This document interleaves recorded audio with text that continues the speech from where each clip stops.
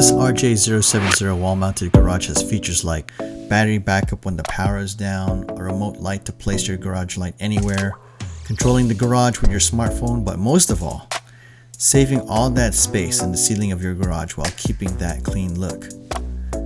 These features sound great, but like any installation project, you gotta know your requirements. The bar needs to be at least 2 inches away from the wall. Secondly, the bar needs to stick out from the pulley at least 1.5 inches. Now thirdly, this is a requirement, but you can get away with it, which I'll show later in the video. It wants the garage cable to be at least 1.5 inches away from the wall, or 4 centimeters. And the fourth requirement, you need an outlet nearby that is around 3 feet or 91 centimeters. The cord of the plug itself is actually 4 feet, 1.3 meters. And the manufacturer does not want extension cords as it could overheat and result in a fire. Lastly, your garage door must be balanced.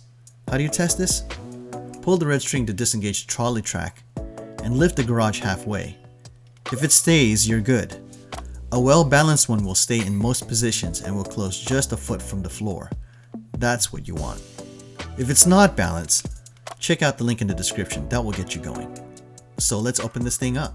You've got a whole bunch of cardboard, an upside down garage door opener, some crushed instructions. Stickers. Yes, stickers. Look at the sticker. The power door lock, the motion detecting control panel, a steel collar with 4 sets of tightening screws, an emergency thread with the handle release. Pull it down. Yeah. The remote control, the cable tension monitor with wire attachment, and here's the brackets for the safety sensors, and the actual safety sensors themselves along with the wires. Each of the wires are about 50 feet, so you should be good there. And of course the battery backup, and knowing the manufacturing date. Now that we got everything out, let's move forward.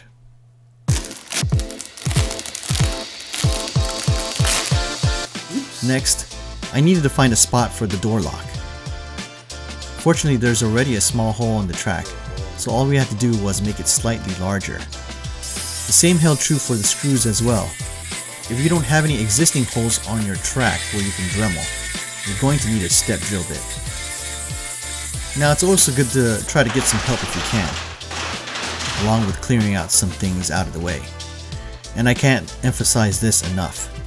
Having someone spot you in case of a fall from the ladder for dumb reasons is a huge help. That said, thank you, Dad. Appreciate you. Now we're off to town tightening this thing up. My bar just gave me enough room to mount the garage opener directly to the drywall. I went further by bringing my laser along for the install. I wanted to make sure the garage opener was perpendicular to the torsion bar. Additionally, I also wanted to make sure that the bar was even and not bent. So we're good here. And the wifey approves as well. Time to bolt the garage opener unit to the wall itself. And bang, toggle goes in. Just shove it in. Once the toggle goes in, you just line it up. Push the tab as close as you can into the wall. And once the tab is in, the toggler, just snap out the bits out. That's all it takes. Bang, bang. Put the bolt in and you're set. So I'm mounting my garage opener to the right side. All we need to do here is remove the pin, switch to the other side, clip it, and we're golden. Make sure that bad boy is secure. We're ready to put this up. I ended up using some crazy fasteners to mount the cable tensioner. It's a little bit overkill, but a 2 or 2.5 inch screw with a large enough head should do the trick. Usually there's studs there. Make sure the cable is under the tensioner's roller, and you'll see that later. You can't see it here, but definitely the tensioner is over the cable. Now that we've reached one milestone, we need to wire everything else. This allows us to test the entire unit as a whole. First, we wire the red and the white, which comes from the control panel, and the green ones, which come from the cable tension monitor. Simply press the brown tabs in, or whatever color they happen to be, and shove the wires in. Let go of the tabs as the wires go in, and the wires should be pinched. Do the same for the sensors. In this case, you'll have to twist them first. Shove them into the holes with the tabs pressed in. Let go of the tabs and you're set. Use the instructions or this video to put them in the proper holes. Once they're in, the sensors should be lit. Move them around to make sure they operate like the way they're supposed to. 2 lights are good, 1 light is bad.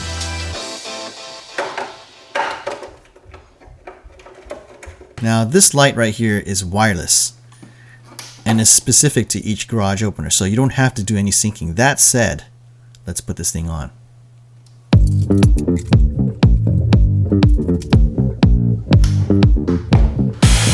That's that.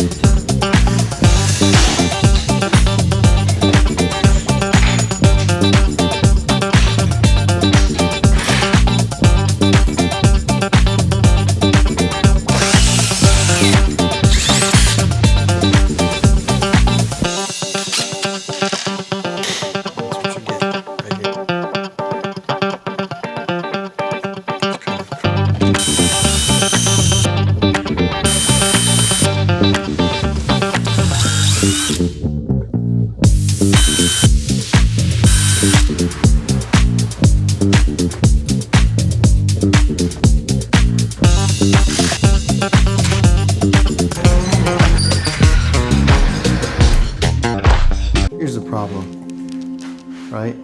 You're trying to press a button, right? But the problem is this right here, the line is not far enough. So the only way to close it is manually, right?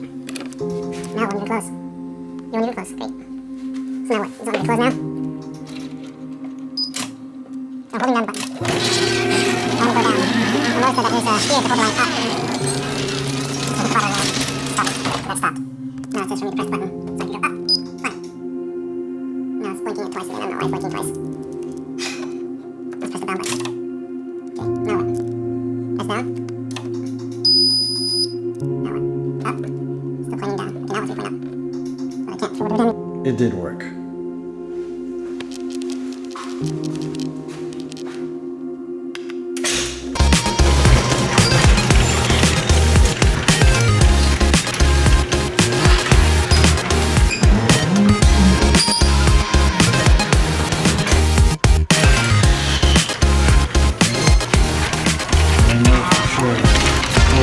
When you see this, that's when you know.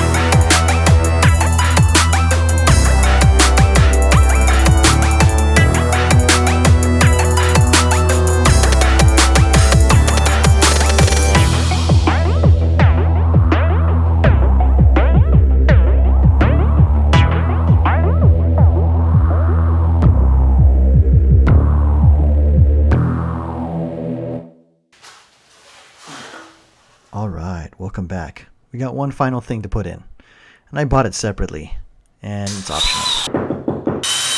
I'm just mounting this MyQ Smart Garage Control. That's all this is. And since I'm such a perfectionist, I wanted to put some double tape on here and let the cord sit on it. Basically create this nice clean line into the outlet. This gives it that nice subtle look that we're looking for, so that when I look at it, it doesn't look like some sort of cord hanging from the top of the ceiling.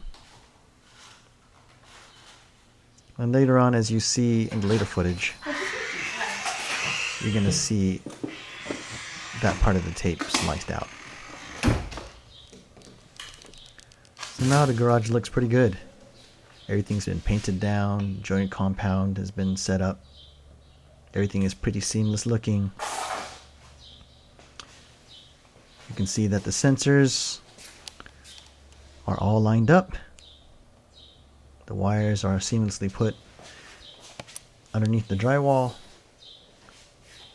And everything is as it should be. You'll notice that there's some tape around the tensioner, and that's just to give a little bit more gap from the cable. Another little trick.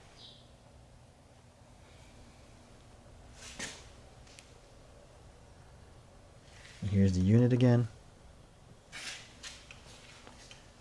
Now, as I'm going through the rest of my inspection process, I'm just trying to make sure that the wires are where they're supposed to be. And as I'm looking at the wireless unit, particularly the standalone light as well as the smart control, looks clean, doesn't it? You got these clean cord lines, and the double tape was sliced up so you don't see too much of it. Alright, one final look. Here we go. The ultimate test. And we're going to do this through my smartphone. See you on the next one.